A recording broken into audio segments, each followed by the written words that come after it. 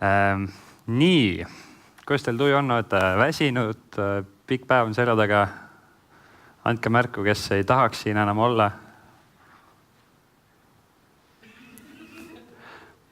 Vabatahtlik osa. Aga soovitatav on jääda, äkki saad veel midagi juurde. Sotsiaalse kapitali teemat ma puudutan ka tegelikult enda siin mõne mõttega, mis tõttu see mulle ka meeldis. Aga ma mõtlesin, et ma alustan seda osa sellest ettekandest taaskord mõne, ma ei tea, tutvustava osaga. Räägin natuke enda alusväärtustest, mida mina usun. Mul on sellised 3 suurt väärtust, millest ma usun, millest üks on siis, ma usun, et austus, respekt on alus igas suhtes. Olgu see siis suhe näiteks töötaja ja tööandja vahel täpselt samamoodi. Respekt ja austus on minu arust selle alus seal.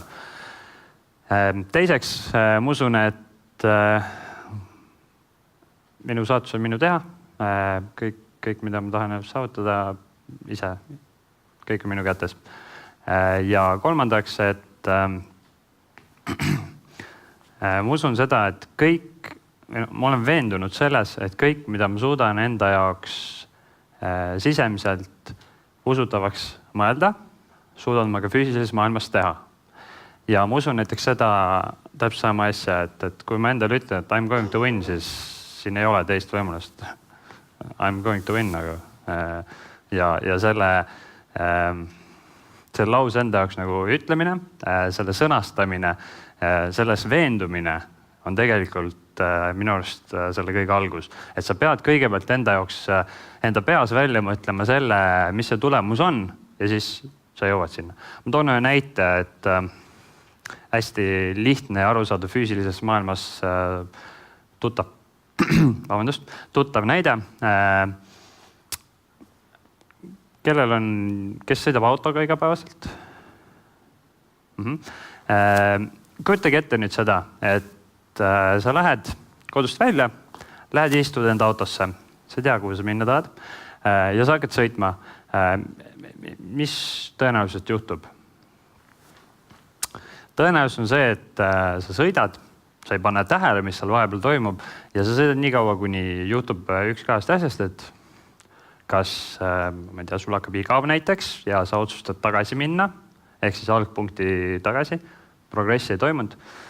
Või siis teine, sul saab kütus otsa. Nüüd sa oled küll uues situatsioonis, aga see ei ole situatsioon, kus sa tahaksid tõenäoliselt olla. Versus, kui sa lähed, teed autouksa lahti, sa teed täpselt, kuhu sa tahad minna, istud autosse, hakkad sõitma, siis tõenäoliselt sa valid kõige otsema tee sinna ja jõuad kõik kiiremini sihtpunktini. Sest sa oled ära otsustanud selle juba peas. Elus täpselt samamoodi. Kui sa oled ära otsustanud, mis tulemus on, siis sa leiad kõige kiirema, lihtsama ja otsema tee eesmärgini. Siin ma räägin kolmest fookusest peamiselt, millest siis üks on ideed, loovus, meie mõtted, ideed, edu ja mis seal vahepeal on, ehk see töö ja mõtteviis. Kõigepealt ideed. Kes, tuntud olukord, kus duši all ja sul tulevad meeletud head ideed, et kes on selles olukorras olnud, kellel tulevad kõige paremad mõtted duši all, alati, väga paljudel. Aga miks tulevad just seal head mõtted? Ma arvan, puhtalt arvan, lükake ümber, vabalt lükake ümber, kui tahate, tervitatav isegi.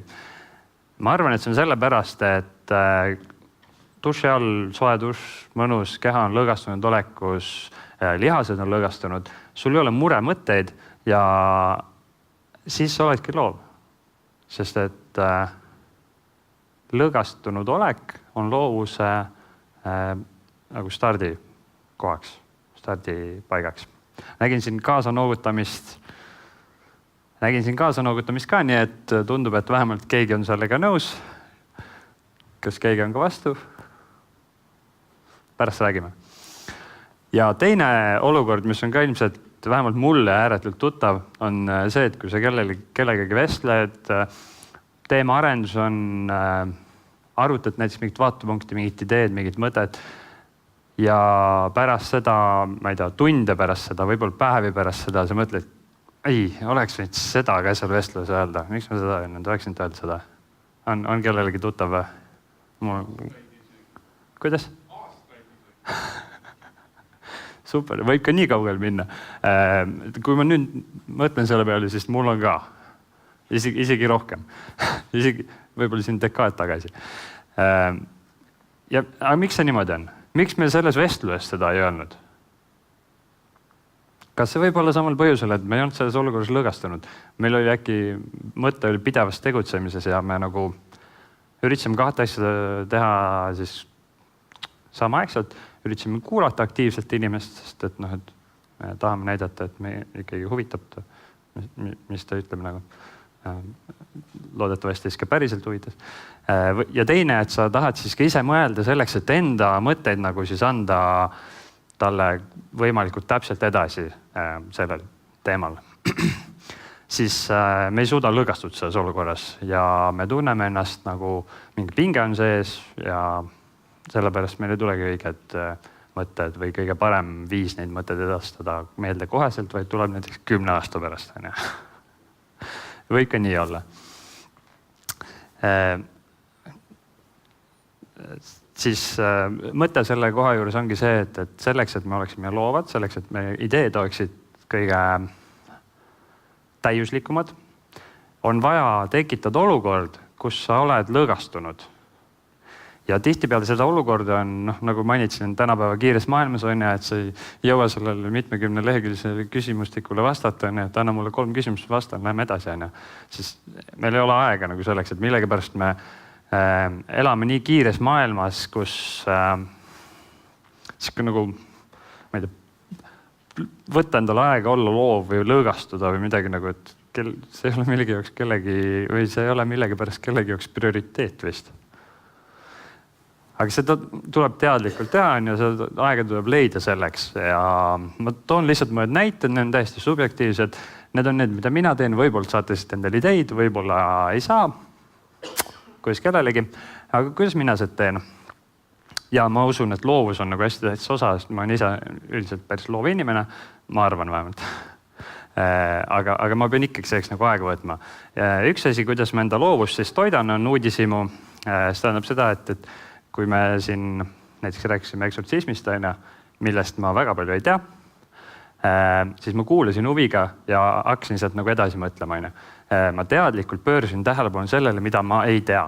Ja see väljendub ka selles, mul on näiteks üks väga hea sõber, kes, ma arvan, et ta saaks nutitelefonit elada, sellepärast, et tal on vaja kõike guugeldada kogu aeg. Aga minu arust see on meeletus hea omadus nagu, sest et ta on janune, ta on näljas teadmiste peale, tal on vaja teada neid asju. Kui sa räägid taga uuest teemast, siis sa näed, ta kuulab, jumal aktiivselt kuulab, ma ei tea, mis tal mõttes toimub. Ma lihtsalt kujutan ette, et kas ta nagu feigib seda nagu aktiivset kuulamist või ta on päriselt nii huvitatud sellest teemast, mida ma tal räägin või ükskõik, kes räägib. Ja siis pärast seda näed, kuidas ta guugeldab ja paari päeva pärast kirjutab sulle, et kuule, ma mõtlesin siin seda ka vaata. See on nagu minu arust väga vinge omadus, kui inimene suudab nii uudishimulik olla nagu kõige peale. Ja ma üritan ka siis seda nagu sinna suunda minna, et on mulle meeletult hea eeskujuga selles kohas. Teine asi on meditatsioon, sest hetkes olek, hetkes olek, see on nagu vabadusmõtetes on, see käib üks mõte nagu juurde, et life is a gift and it's meant to be lived in present. Hence the name nagu, et sellepärast siuke nimi. Siis ma usun, et selleks on vaja nagu vabastada ennast aeg-ajalt mõtetest. Ja üks asi, mida mina selleks teen, on meditatsioon. Teadlikult siis proovida jõuda siis kohta, kus mul ei ole mõtteid nagu selliseid. Või mul on ainult üks mõte peas. See on väga keeruline tegelikult jõuda, mul peaaegu kunagi ei jõua täiesti nulli, ausalt ütlen. Aga ma jõuan nagu sellesse kohta, kus ma olen rahul nagu selle tulemusega lõpuks. järgmine asi on unplug from the web. Tänases kiires nutimaailmas on nagu päris keeruline nagu üldse toimetada, kus sa ei võta oma nutitelefoni välja, ei vaata, ma ei tea, ei scrolli Facebooki, ma ei tea, Instagram, mis iganes platvorme te kasutate või no et väga raske on veebist nagu väljas olla ja siis tunda nagu elu teises võtmes. Toon siia ka ühe näite. Mul õnnestus jõuda sellisesse olukorda, kus mu nutitelefon ütles üles ja ma viisin selle garantiiremonti ja aitäh Elisa, kes andis mulle telefoni, millel ei olnud võimalust ühendada internetti. No see funktsioon lihtsalt ei toiminud, kuigi füüsiliselt peaks olema. Mul ei olnud võimalik ühendada ennast internetti. Parim nädal mu elus üldse. Ma käisin väga palju looduses ja mul ei olnud telefoni vaja, ma jätsin telefoni autosse ja mul oli nagu, ma sain elu päriselt nagu nautida. Ma soovitan teil proovida. Minu arust, kas 6. või 4. aprillil on vist mingi üritus tehtud, et nutitelefoni vaba päev. Proovig kas või üks päev nagu. Jätke telefon koju või vähemalt lülitage net välja nagu. Vähemalt lülitage nagu net välja. Proovig seda, vaadake, mis juhtub. See oli mul nagu meeletult võimatu. Ma olen nagu meeletult õnnelik, et ma sain sellist asja nagu kogeda. Kuigi nüüd siit on nüüd järgmine samm, siis seda nagu püsivalt rakendada. Seda ma ei ole veel suutnud küll, aga ma olen suutnud kustutada telefonist ära siuksed, näiteks Facebooki, et mul ei ole vaja scrollida seda asja. Ja ma tean, et mul ei ole vaja seda scrollida. Random fact. Käisin ühel meediaagentuuril külas, kes tõi väga huvitava näite, et tänapäevases maailmas inimesed scrollivad Facebookis päevas kuskil 300 meetrit seda feed'i. Päris palju minu arust. 300 meetrit. Aga see aitab mind, kus ma olen siis loobunud nutiseadmete nende platvormide kasutamisest nutiseadmes igapäevaselt ja liigun sinna poole. Ja viimane asi on inspiratsioon, mis on tegelikult natuke vastupidine just selle nutiseadmest loobumise või nende kasutamisega, sest et tihtipeale inspiratsioon tuleb internetist, nutiseadmega on kõige mugavam seda kasutada ja nüüd tuleb seal leida väike tasakaal. Seda ma nagu otsin, tasakaalu elus.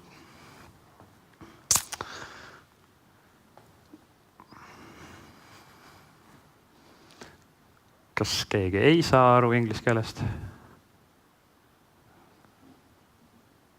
Sa ei saa. Ma tõlgin sulle. Seal on kirjas, et üks hea idee saab parimaks ideeks, kui sa lased selle välja. Said aru? Super.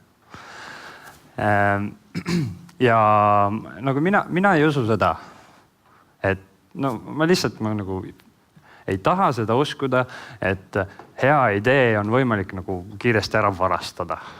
Või seda nagu hirmu selles, et kui ma nüüd annan selle idee välja, siis keegi varastab ära. Mul on raske seda mõista. Mul on raske seda mõista sellepärast, et kui see on nii hea idee, siis kas seda peaks olema lihtne varastada või järgi teha? Või isegi kui on, siis siin on ju nii palju positiivset sellest võtta. Et sellest nagu välja rääkimisest ja isegi kui peaks juhtuma olukord, kus keegi varastab su idee ära. Rääkisin ajujahi tiimiga ja neil on aastate jooksul olnud ainult üks situatsioon, kus ajujahi žüriist keegi varastas siis võistluses olnud idee ära. Ainult üks tervet aastate jooksul ja see ka lõppes siis idee omaniku jaoks hästi, sest et kohtus saavutas ta võidu. Ja. Aga see nagu idee, see kartus, et idee varastatakse ära. See on ju teine külg ka. Vaatame see teist külge korra. Et isegi kui keegi hakkab sinu ideed tegema, siis see ütleb sulle minu arust seda, et järelikult su ideel on kvaliteeti ja et kui kedagi teist see ka huvitab ja ta paneb selle reaalselt töösse, sest tema näeb sellest potentsiaali. Või see vastupidiselt, see võib näidata ka samaaegselt seda, et ei ole kvaliteet, sellepärast et keegi võttis selle lihtsalt nii lihtsasti ära nagu. Teine asi on see, et ma usun, et parimatel ideedel on see nagu omapära või siuke nagu karakter, et see on hea idee sinu jaoks, kui teistel oli see lihtne kopeerida, sellepärast sinul on midagi, mis on selle jaoks hästi nagu oluline väärtus. Toon siia võib-olla ühe näite.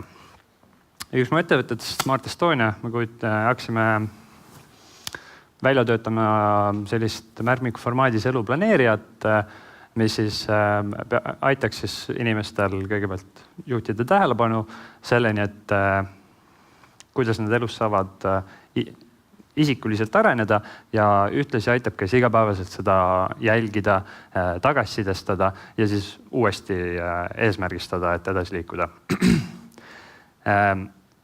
Eestis on ka selliseid nii-öelda konkurente juba on, aga meie ideel oli, ja sellel ideel minu jaoks oli isikupära selles võtmes, et minu kogemused panid mu positsiooni, kus ma sain selle väga kiiresti arendatud ja saavutada ka läbi selle siis konkurendi eelise turul.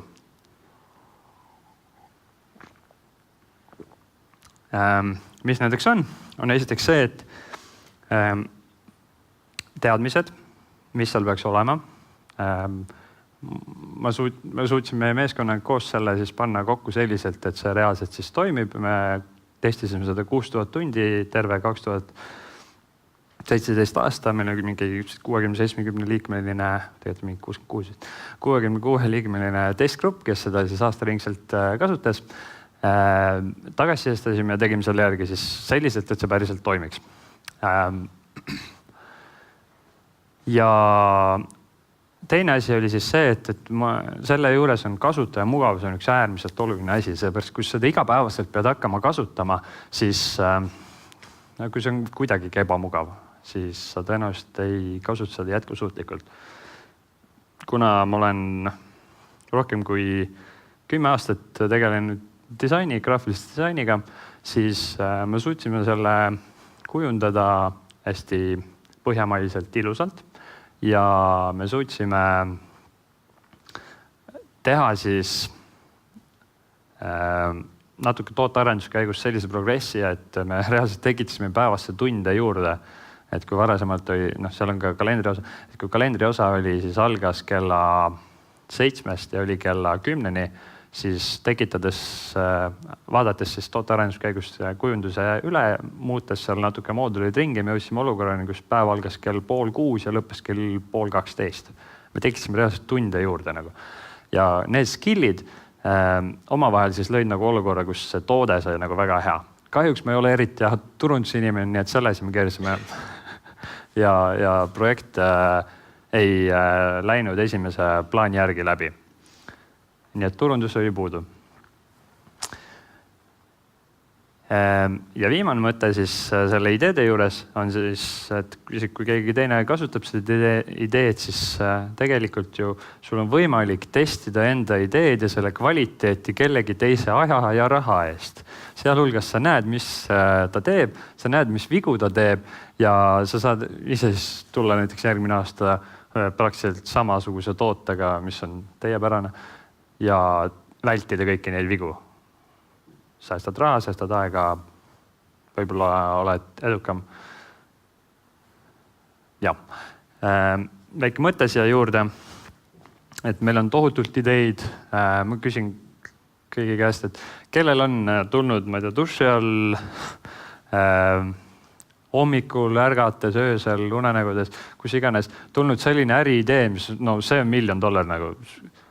Kui see ära teha, et siis on kõik nagu korras. Kellel on tulnud? Sul on ka tulnud? Super. Siis siin pidage nagu seda meeles, et neid ideid on nagu meeletult palju. Ärge uskuge seda, et see on teie ainuke idee. Lihtsalt nagu ärge uskuge. Eeldage, et keegi on juba maailmas selle sama asja peale mõelnud. Sest tõenäoliselt see nii on. Aga selle juures ongi see, et ideid on nagu lihtne mõelda, aga just selle rakendamine, töösse panemine, see on see raske osa. Sellepärast meil ongi nii vähe, ma ei tea, miljardäre, kuigi kõigil on miljardi ideed.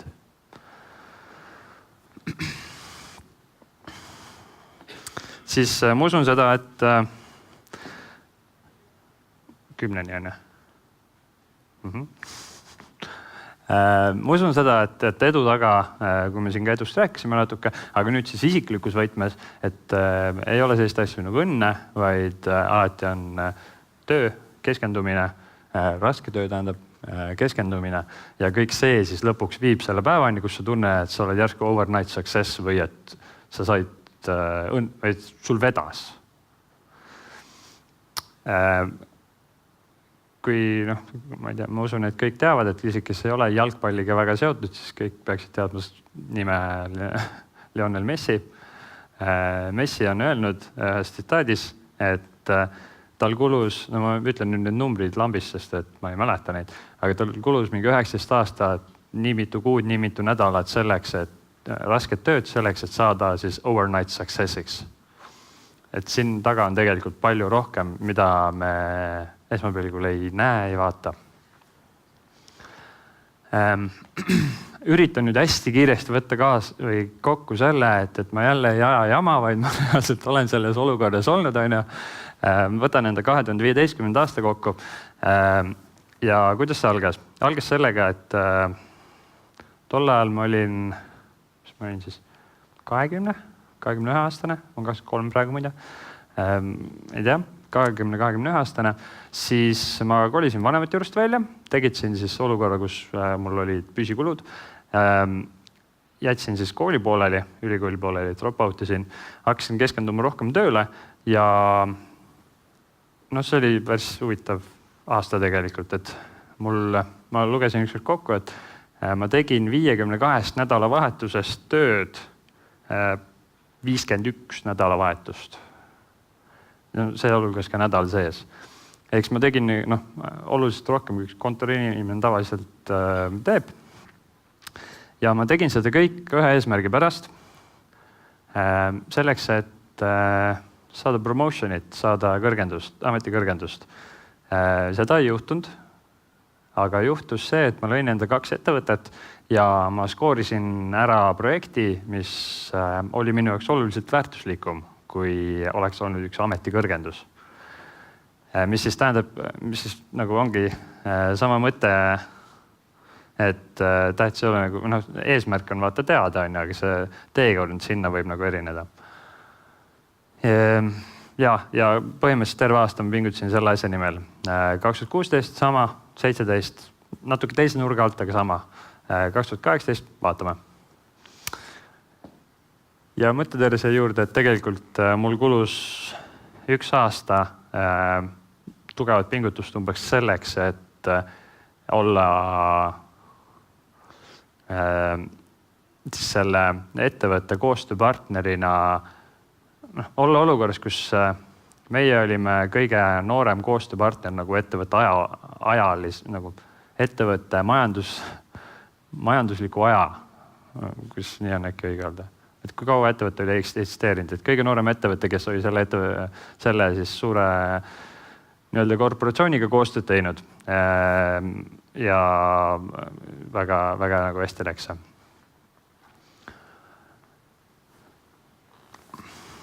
Jällegi üks ingliskeelne mõte, tahad ma tõlgin? Tahad? Tõlgin. Seal on kirjas, et pühendumisel ei ole nagu puhkusaega või vaheaega tähendab. Pühendumisel ei ole vaheaega. Nagu koolis on, seal ei ole. Korras. Täpselt samamoodi nagu ka siis näiteks minu 2015, et ma küll lõgastusin aeg-ajalt, aga see on kindlasti midagi sellist, mida kõik mu sõprusringkonnas nagu tegid. Ma ütlesin konstantselt inimestel, ma ei saa tulla, mul on teised prioriteedid. Ma ei saa tulla, ma lähen tööle ja nii edasi. Meil oli siin vahepeal ka Elon Muskist juttu tegelikult.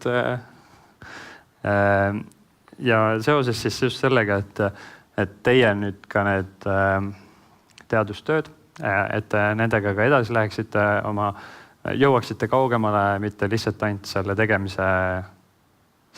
tegemiseks, selle konkursi jaoks, siis väike Elon Muski mõte siia, et kui see on päriselt teile oluline, siis te suudate seda teha isegi siis, kui terve maailm on teie vastu või ei ole ühtegi nagu pooldajat. Ja tähtis selle juures ongi see, et mis teie mõttelaad on. Tähtis on selle juures, et kas teie mõttelaad, et kas te ise usute sellest, et see on tehtav, kas see on teie jaoks tehtav, kas teil on, ma ei tea, kõik need ressursid, kas teil on võimalik hankida kõik need ressursid, mis iganes nagu need katsumused võivad teel tulla, et kas te usute, et te suudate nendest siis üle saada. Et see mõttelaad, et olete veendunud selleks, see on tegelikult see key, see on see võti, mis viib teid selle eduni seal kogu sellel nagu teel. Ja ma usun, et see peaks olema mu viimane slaid.